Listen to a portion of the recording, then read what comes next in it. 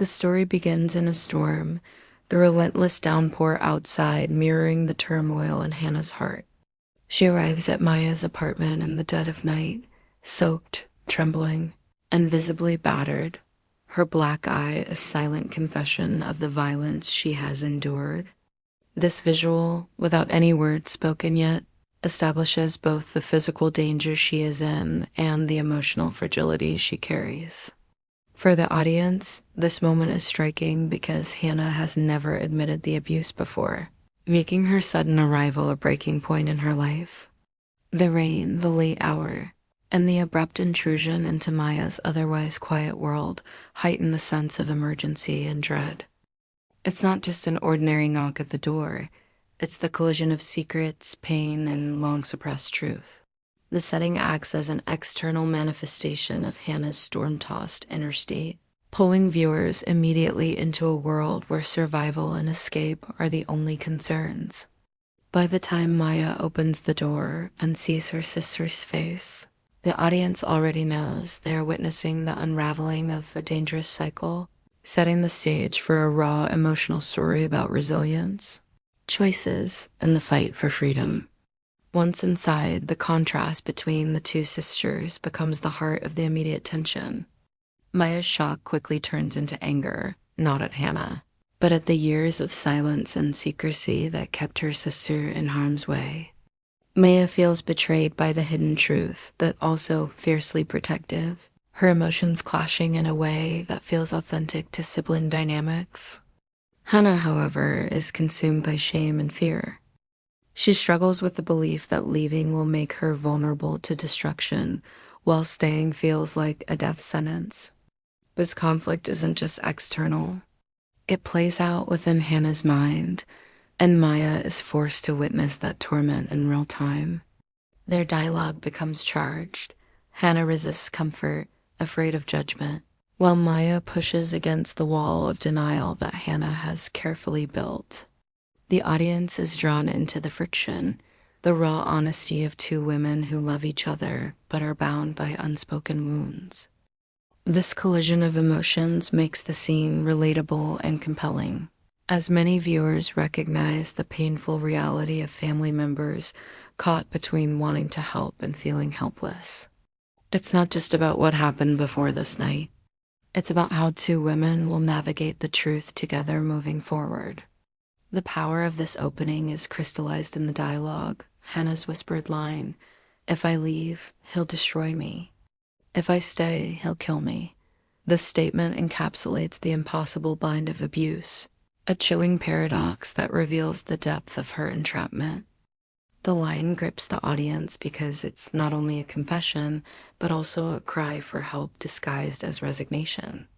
It articulates the central conflict of the story with devastating simplicity. Hannah feels trapped between two forms of destruction, leaving survival itself uncertain. Maya's quiet but resolute response, "Then we walk through this pain together," becomes the seed of hope. It foreshadows the bond that will carry them through the narrative, transforming the story from one of isolation into one of sisterhood and shared resilience. The emotional stakes are now undeniable. The fight is not just for Hannah's survival, but for their collective healing. These lines elevate the scene from personal tragedy to universal resonance, inviting the audience to lean in, to care, and to hope against hope that the sisters will find strength together.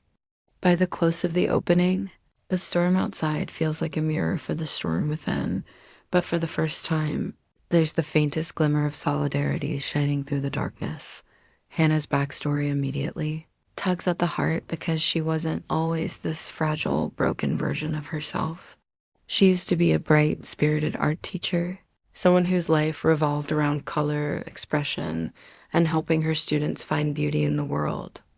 She was known for staying late after class, painting murals with the kids, and carrying a lighthearted energy that made her classroom feel like a sanctuary.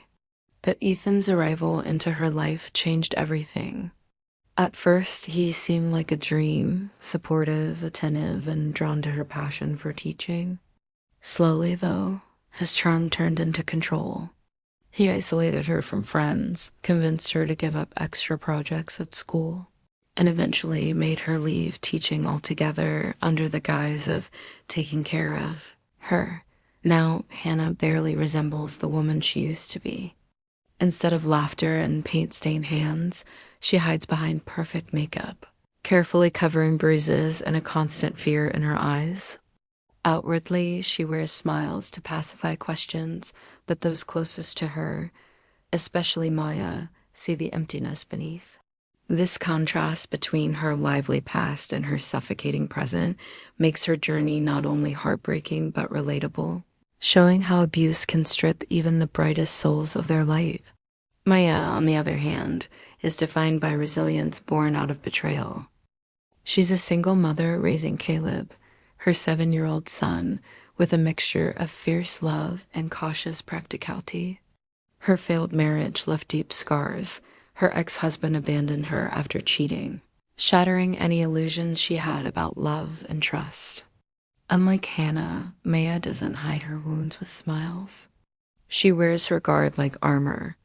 Every decision she makes is measured, rooted in the need to protect her child and herself from further harm.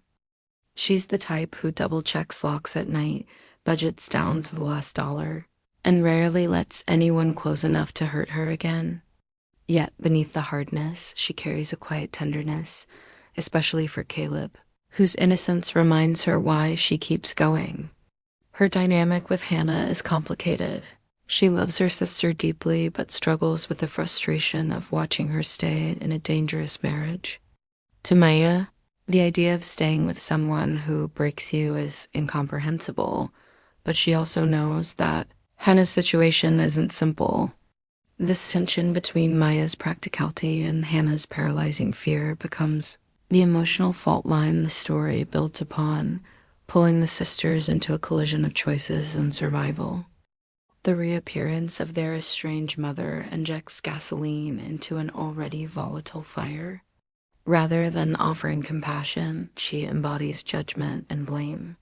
Her cutting remark, "Maybe if you were a better wife, he wouldn't," doesn't just wound Hannah, it deepens her guilt, making her feel responsible for Ethan's violence. For Maya, these words ignite fury. Having endured betrayal herself, she cannot stomach the idea of blaming the victim, especially when that victim is her sister. This generational tension exposes why both women carry such heavy emotional scars.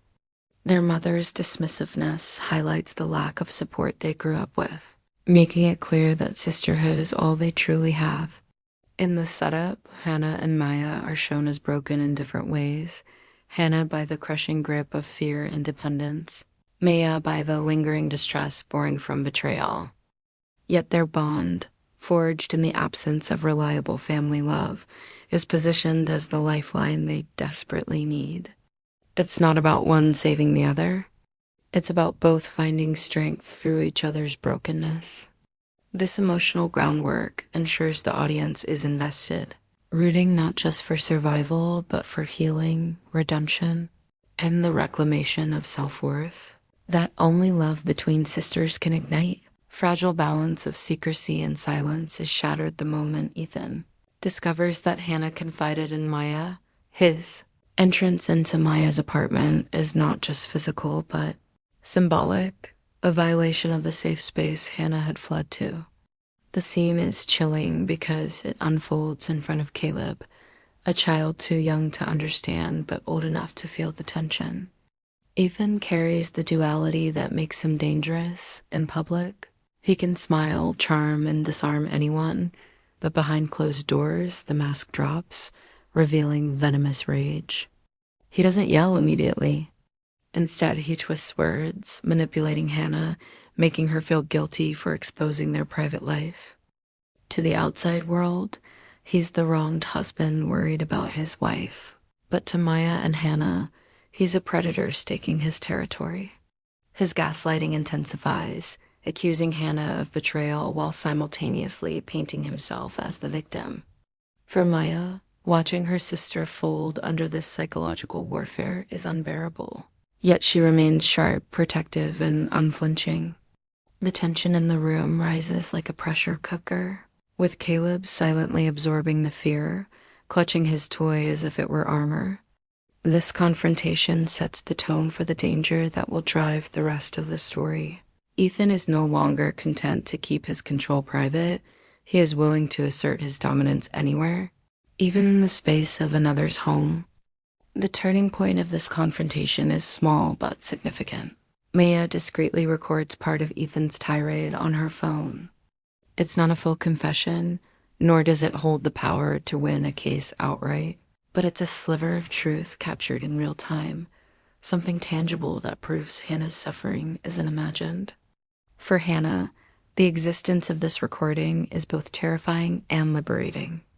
On one hand, it means Ethan's mask has cracked, and there's evidence of who he truly is.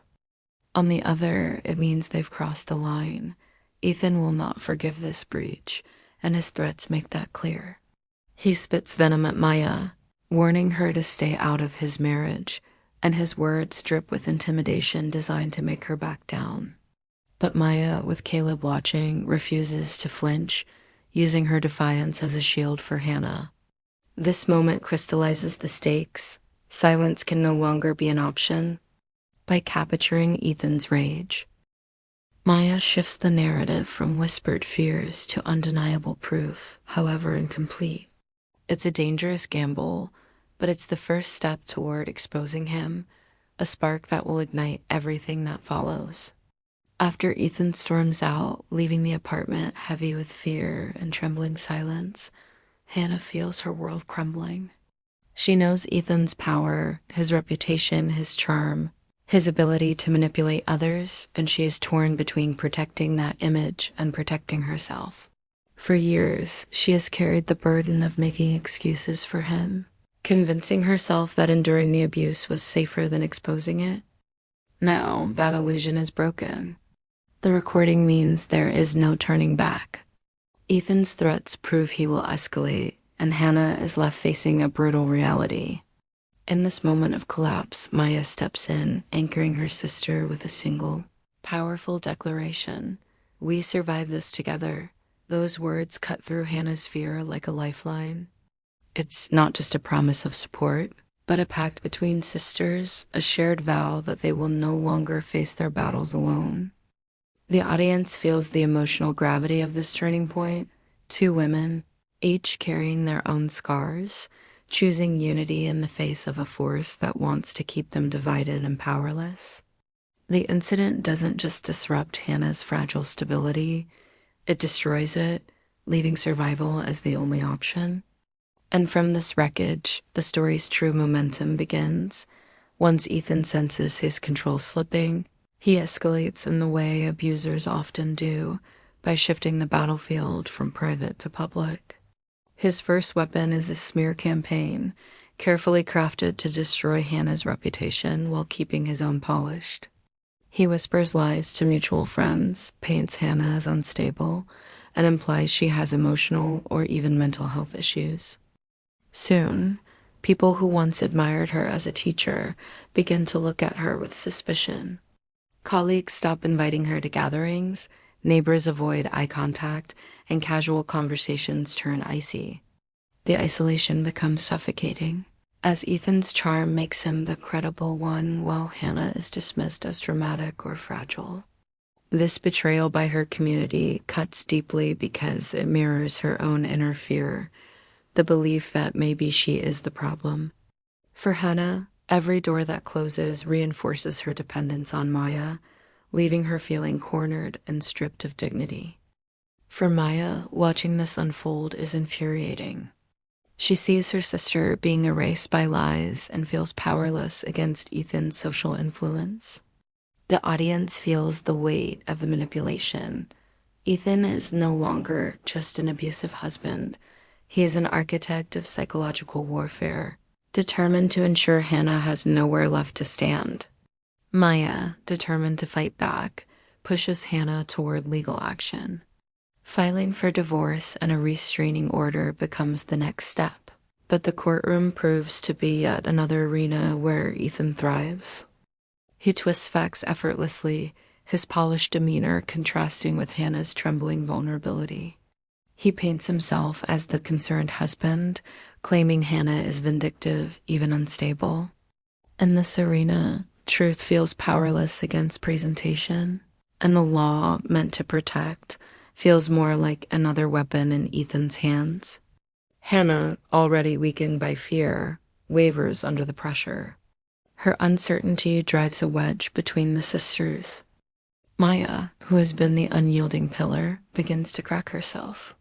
She is frustrated by Hannah's hesitation, her instinct to retreat instead of fight, and the constant weight of being the strong one gnaws at her spirit.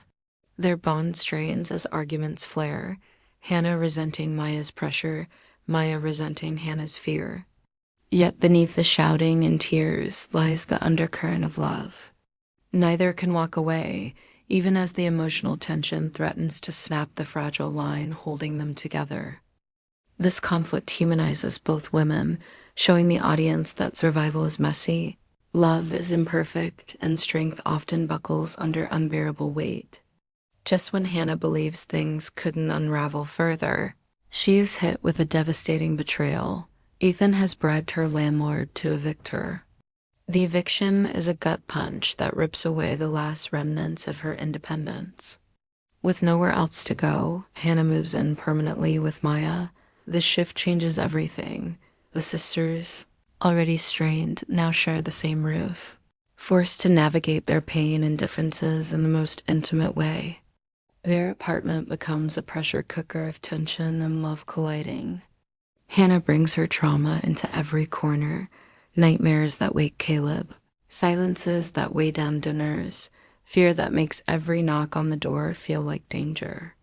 Maya, already stretched thin as a single mother, must now shoulder the constant presence of her broken sister, while Caleb observes quietly, sensing more than the adults realize. Yet, within this chaos, there are also moments of profound connection, shared late-night talks, tears on the couch, and the growing recognition that they are all each other has. The eviction doesn't just strip Hannah of her home. It forces both sisters to confront the truth that their survival depends not on standing apart, but on standing together. For their audience, this moment feels like both devastation and rebirth, a collapse that creates the possibility of unbreakable solidarity. The climax unfolds in the courtroom, where the stakes are at their highest, and Ethan, as always, enters with smug confidence. He arrives sharply dressed, every inch the respectable husband, projecting calm and credibility. Hannah, by contrast, looks fragile under the harsh fluorescent lights, her hands trembling as she clutches the edge of the table. The power imbalance feels almost unbearable. Then Ethan delivers his masterstroke, falsified evidence, carefully constructed to paint Hannah as the aggressor. He presents photographs of fabricated scratches, selective text messages twisted out of context, and even a fake witness statement. The courtroom murmurs with doubt as his polished delivery convinces many that he's the victim. Hannah, overwhelmed, struggles to defend herself, her voice faltering under his calculated attacks. Maya sees beside her, fists clenched, knowing the truth but feeling powerless to prove it. This is Ethan at his most dangerous, weaponizing the system itself, turning truth into a lie and lies into proof. For Hannah, it feels like the final blow, as though all her efforts to escape are being swallowed by the sheer force of Ethan's manipulation. The audience feels the crushing weight of injustice, the suffocating fear that abusers can and often do win in the very places meant to deliver justice. Just when hope seems lost, the unexpected twist comes from the most innocent voice in the room, Caleb, the 7-year-old boy, usually quiet and tucked behind his mother's side, suddenly steps forward. His small voice cuts through the courtroom tension as he admits he has something to show. With trembling hands, he reveals a video on his tablet, secretly recorded one night when Ethan was threatening Hannah. The footage is undeniable. Ethan's voice sharp, venomous, his mask fully gone as he issues threats and exerts control. The silence that follows is electric. In a single instant, Caleb's innocent courage dismantles the facade Ethan spent years constructing. The judge, the lawyers, and the spectators are forced to see the man behind the polished mask. Within hours, the video spreads locally, shared online as evidence of Ethan's cruelty. The same charm he wielded to manipulate friends and colleagues now collapses under the weight of his own words and actions, captured by the unlikeless witness. The twist isn't just shocking, it's devastatingly poetic. The child, once thought to be too young to understand, becomes the one to shine light on the darkness adults had struggled to prove. It's a gut punch of justice delivered not by the system, but by innocence unafraid to tell the truth. Outside the courtroom, the emotional climax unfolds not with gavel strikes, but with raw humanity. Hannah collapses in the hallway, her body trembling as sobs break free. The adrenaline, the years of fear, the moment of vindication, it all crashes over her at once. With tears streaming down her face, she whispers to Maya, "I couldn't save myself." "Your son dead." Her words carry the weight of self-blame and gratitude, an acknowledgement of both her fragility and Caleb's bravery. But Maya, steadying her sister with a firm embrace, gently corrects her. "No, you saved yourself the moment you told me the truth." This exchange crystallizes the emotional heart of the story. It reframes survival not as a single act of courage, but as a series of choices: the choice to speak, the choice to lean on love, the choice to endure despite fear. In that moment, the sisters' bond is forged anew, tempered in pain but stronger than ever. Their survival is no longer just about escaping Ethan. It's about reclaiming themselves, their voices, and their lives. For the audience, this resolution is both cathartic and unforgettable. Justice comes not from the system, but from truth spoken aloud, and from the unbreakable bond of family that refuses to surrender. Even in the face of unbearable darkness, Ethan's collapse is as swift as it is brutal. Once the polished man who charmed neighbors, colleagues, and even courts, he now faces criminal charges. The video Caleb revealed spreads beyond the courtroom, picked up by local news outlets and community groups. Suddenly, the mask Ethan so carefully maintained is stripped away, leaving only the raw, unfiltered truth. His smug arrogance crumbles under public scrutiny. Coworkers distance themselves. His professional reputation shatters, and friends who once defended him now whisper his name with disgust. For Hannah, watching his downfall is complicated. There's no triumph in seeing the man who terrorized her humiliated, only a quiet relief that he no longer controls her life. The humiliation is his to bear, but the freedom is hers to claim. The public nature of his disgrace ensures he can never fully reclaim the power he once held, making this not just a legal victory, but a symbolic one. Maya, too, feels the release of tension. For once, the system and society recognize the truth, not the performance. The sisters no longer need to explain themselves or justify their fear. Ethan's downfall clears space for something more important: healing, growth, and the slow, fragile process of rebuilding lives that had long been overshadowed by his presence. In the aftermath, Hannah begins the long journey of piecing herself back together. Therapy becomes her sanctuary, a place where she slowly untangles years of gaslighting and abuse. Through the gentle guidance of her therapist, she learns to silence Ethan's voice in her head and rediscover her own. Step by step, she reclaims her identity. Starting with her first love, art, she begins painting again, at first in private, then gradually in public spaces. Eventually, she takes a teaching position at a local children's program, returning to the joy that once defined her life. Her classroom fills with laughter and color, and through guiding children, she finds fragments of herself returning. For Maya, healing takes a different form. While she has always been the strong one, The experience forces her to face her own fear of vulnerability. She starts opening herself up to trust, not necessarily romantic love yet, but friendships, community, and even the possibility of leaning on others without feeling weak. Caleb, who showed extraordinary courage, thrives under the love of both his mother and his aunt, growing up with an example of resilience rather than silence. These individual arcs of healing show that survival is not the end of the story, rebuilding is. The sisters are no longer simply existing. They are actively crafting lives rooted in authenticity and courage. The most powerful transformation, however, lies in what the sisters build together. No longer bound by codependent survival, they channel their shared pain into purpose, founding a small local organization for women leaving abusive relationships. The foundation begins modestly, a community room, donated supplies, a few volunteers, but it quickly becomes a lifeline for women who feel as trapped as Hannah once did. Through this work, both Hannah and Maya find empowerment not just for themselves, but for others. Their partnership evolves from one defined by crisis to one built on collaboration and vision.